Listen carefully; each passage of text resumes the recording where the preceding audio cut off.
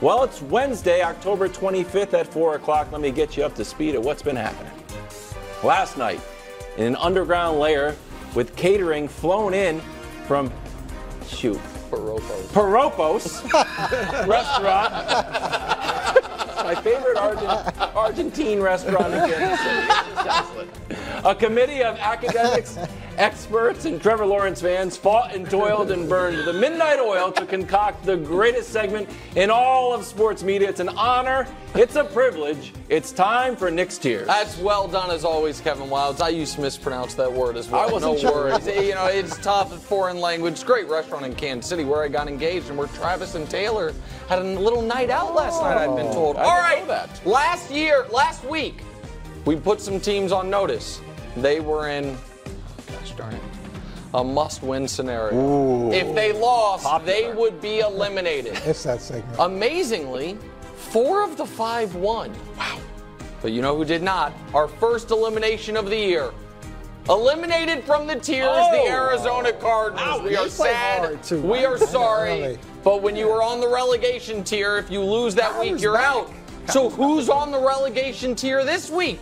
Who is facing a must-win? Oof. Panthers, Patriots, Broncos, Giants, Bears. Fair. You know what the committee believes? The Patriots and the Broncos facing the Dolphins and the Chiefs are going to be joining the Cardinals on the eliminated tier. Wow. Next, turn around or out of town.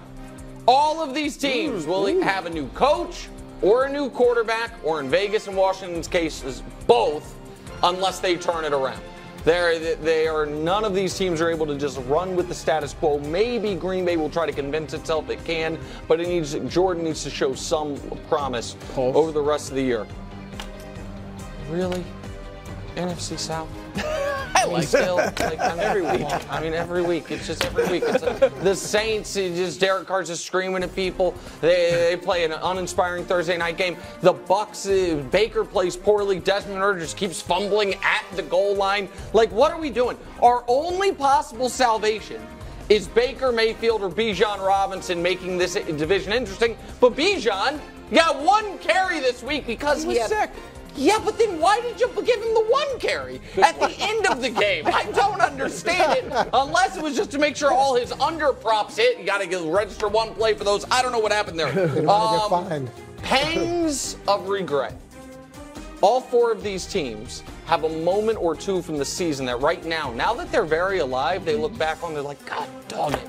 For Minnesota, that's good. It's the goal line turnovers in week 1 and week 3 where they could have won those games. For Houston, they had a lead over Atlanta with 60 seconds left, and they let Desmond Ridder drive the field. For the Rams, it's the it's the loss to Cincinnati on national TV when they controlled that game when Joe Burrow couldn't move. And for the Colts, it's the overtime loss to the Rams or the game they had stolen from them by the officials this week. No, because those games weren't close against the Jags, but they had this Browns game stolen by the officials. Uncatchable.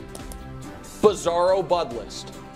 The Jets, the Bills, the Bengals, you're under duress, and I do not believe in you. For the Jets, I don't believe in your coach or your quarterback. For the Bills, you're having an existential crisis. And for the Bengals, the schedule's just too tough and Joe Burrow's not right. Bizarro Bud list here. Last week, the committee named a tier after all of us. And then the committee this week was like, you know what? Coach Mangini's a part of the show. He wasn't there. Coach Mangini tier. What do we mean? These teams are very well coached. These teams want to run the ball, run it some more, and then run it another time. And these teams want to lean on their defense. They're all good teams. It's the Coach Mangini tier. Next, peak too early. All have at some point been the it teams of the league, and since then have stumbled a bit. The question is, after peaking too early, did they stumble in the right time so they can peak once again at the end of the year? They will need to because we've seen the upside, but the last few weeks we haven't seen them play at that level. Spider-Man meme. Spider-Man meme is 2 Spider-Mans pointing at each other like, wait, we're the same. So what do I mean? Well, let's point out the similarities of 2 excellent teams. Both are 5-2. Both lead their divisions. One has scored 173 points. The other has scored 171 points. Of those 2 losses, Both of them have a bad loss to an AFC South team and a fine loss. One was 17-10 to the Steelers, one was 17-9 to the Chiefs. Both have a quarterback who is excellent, who is trying to become a new version of a legend. In one case, it's Peyton Manning. In another case, it's Mike Vick. And both undefeated in England. Spider-Man meme. Next! 91 Bills. So what is this team? They lost back-to-back Super Bowls. The offense was just as good as the 90 Bills, but all of a sudden the defense took a bit of a step back, but they were excellent. They were a 13-win team. But how, of course, did the 91 Bills season end? To, of course, 91 Washington. What is that? Oh, my goodness. It completed their dynasty. It was their third championship. And it was the first time in all three of their titles they had a top 3 offense and a top 3 defense. Also, they started their season off by playing the Detroit Lions. They only lost 1 game all year their starters played, and they, of course, did beat the 91 Bills. That is solid. This week's Tiers, Coach Mangini. I love that we have a Coach Mangini. Yeah. So, it takes a little bit of my edge off. Yeah. I do think Nick has his 3 biological children, and then he's got the Kansas City Chiefs, and I'm sorry, 6-1 long swing streak. And he's got the Jacksonville Jaguars. Because it doesn't matter, they're always 5-2. They're always way 2 up longest top. winning streaks in the league. I don't know which All one. right, but that being said, look, Buffalo and the Cowboys are on the same roller coaster. Buffalo should be bumped up at least to that tier of peak too early. And I know that you want to criticize Josh Allen for actually being a little bit introspective and trying to solve the problems that he's had and the challenges that he had. But collectively, let's look at where Buffalo is defensively. Okay? 5th in points per game, 2nd in sacks, 2nd in takeaways, 6th in the red zone. Let's look at where the Bills are offensively. Okay? 3rd in points per game, 5th in total yards per game, 3rd in third down, 2nd in red zone. This is a very good team. They've had a few problems. They're gonna figure it out because they've got a good coaching staff. They're used to winning, and as I say over and over again, you're eventually going to grow into the team you need to be, and I think that's where Buffalo is.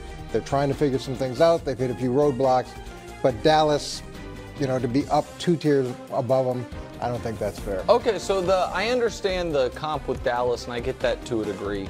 The difference I would draw is this. Dallas has one really awful loss. Now, they got blown out by the Niners, but that's at least a good team. Losing to the Cardinals, terrible loss. The Bills losing on opening night to a Jets team whose coach, you could see it on his face, thought the season was over, and Zach Wilson was not ready at the moment, and then losing to a Patriots team that the storyline going into the week was, are they so bad we're going to have to fire a 6-time Super Bowl champion coach? 8 times. Yes, because 6-time as a head coach. That, to me, those losses bump you down intrinsically, even if we don't blame them at all for, of course, losing to a team as good as Jacksonville. Go ahead. The names of the tiers, Nick, spectacular. Thank you. The teams where they're at, not so much. Coach commented on it, but I got to say something about Jacksonville. I mean, this is getting ridiculous. Not even the Prince's Hold on. Can I ask it's not the standings, Nick. I understand. If I want the standings, we're not not the right. No, but they're the hottest team in the league other than Kansas City.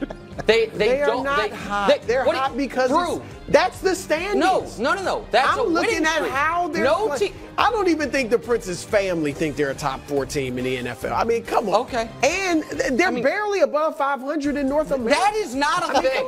Now, you keep saying Great they point, bro. Great point. Because they got pounded by the Texans. No. They didn't just lose. Yes. I mean, we've seen some good teams lose close to bad teams. They got pounded. Yes. It wasn't close. They got pounded. They lost to the Texans. They're waiting for the Super Bowl to be in London. And they also, just real quick, they beat the Colts twice, who beat your beloved Ravens. Exactly, the Colts, who beat your Ravens, correct? The Colts beat the Chiefs last year. Last year. If you bring up that damn game from last year one more time. It was a Go ahead. Good point, Drew. Go ahead. Thank you. But this is not even. That's not even what I wanted to focus on. The Bengals. I told you the Bengals. Done? The Bengals are on the rise. Who they about to make hay? You see that on there? They are on the rise. All right. They should be. I'm not gonna go too far. They should be a tier above where they're at right now. I like that. Right there with the other teams in their division in Seattle, because Joe Burrow. I won't say every week because he seemed like he didn't play quite as well last game as he did the game before. But now with the bye, And, all of a sudden, they might even lose to the Niners. Now, if Purdy doesn't play, they should win that game with Darnold. But even if they lose, it's not the standings. I think Cincinnati is improving big time. And, Nick, they get to play all the teams in their division again. All right, yeah, so they're going to be able to. They're going to. Well, yeah, they did it when Burrow was on one the Browns always beat them. They are 500, and they've been playing. They've been playing, in Cleveland. Well, overall, but still, all right, they've been playing with one arm tied behind their back, and they're 500. Right, so here's the give thing. them some love. Who they? I'm not going to give them some love. When you were like, well, the thing about Joe Burrow is this: he's played well once this year, one game. Well, he's been banged up. Exactly, and I don't think the bye magically fixed him. And the reason I can't put him up a tier is because that's the Coach Mangini tier. They don't want to run the ball, and they're certainly not well coached. I'm not putting them on the Coach Mangini tier. I don't have a tier to boost my team to, but you know who I'm talking about. Guess who's still alive? Take a look at Coach Mangini's pocket square. The purple pocket square. Yes, my Minnesota Vikings. Oh, Wilds, they should disband the franchise. Start over. Trade Justin Jefferson. Trade Kirk Cousins. No. You know what? They're good because what was I saying the entire time? It's just the interceptions. First 5 games, -9 turnover differential. Last 2 games, +4. Because guess what? Kirk Cousins, too. Jordan Addison, thank you. Jordan Addison's been cooking. And in a small silver lining, am I a number 1 wide receiver? I don't know. Justin Jefferson's there. I guess I'm number 2. Now Justin Jefferson's gone. I'm number 1. When Justin Jefferson comes back for that Saints game, look what we got. 2 number 1 wide receivers for Kirk Cousins. And then finally, it's like, what about that defense? They were terrible last year. Now they're great because Brian Flores wants to blitz. Started out the first 3 games blitzing 65% of the time. Said, you know what? Not winning these games. Again, it was still the turnovers. Let's dial it back. So we dialed it back to half the time, which is still number 1 in the league. Kirk Cousins is great. He's got 2 good wide receivers. Defense is great. Just beat the 49ers. It can beat anybody, that means. They don't play a winning team until Christmas Eve. And guess what's going to be in my stocking? An apology from you guys. Merry Christmas, everybody. The Vikings very much alive. Okay, very much alive for the playoffs, I will give you. You picked them to go to the Super Bowl. How do you get to the Super Bowl? Yeah, the playoffs. You guys were trying to kick them out of the league. Thanks for watching. Subscribe here to get more from the show and to check out clips from other shows on FS1.